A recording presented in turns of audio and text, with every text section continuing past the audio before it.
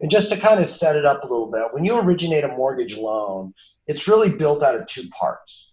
You've got the bond. This is the principal and interest that a bond investor is going to buy, and then you're going to make sure that they get their principal and interest every month when the payment is made. And then you've got the servicing aspect. And to make it easy, let's say the typical value of a loan is, call it three-quarters the bond and one-quarter the servicing. And servicing is just the entity that's there to collect the payments and then send it through to the bondholders. And so that's the first area of dislocation right now. And the motivation for the dislocation is really this forbearance, meaning, you're on the media and everyone's saying, hey, you can skip payments, right? You're Exactly. doing that a lot. So the services that are out there, you think about it, as servicers it's a low touch business, meaning normally you get a loan and you send in your payment every month. You don't need to talk to them. So you've got one person, handling 2,000 borrowers or 3,000 borrowers, whatever the metric is. Yep. Now you got all these borrowers calling in going, hey, can I skip a payment because I'm hearing on the media. And so the servicers are getting overwhelmed.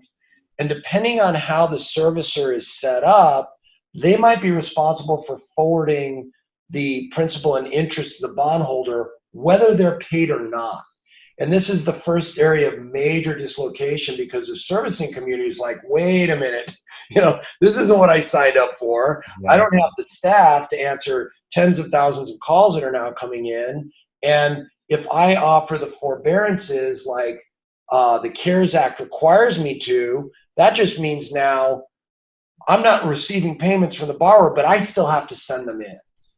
So when it comes to the different channels of business, now you can talk about the cogs kind of in the road and what impacts their ability to sell loans. So the first thing that's happening is the servicing value drops to zero.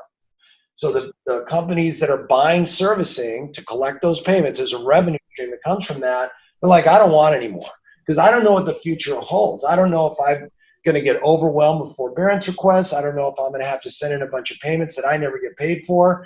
So the bid for servicing evaporates, which makes the loan very expensive to the originator because they can't count on the economics that they get from selling servicing as part of the loan. So, and that's where being a seller servicer is vitally important. That's what New American Funding is. We do everything ourselves.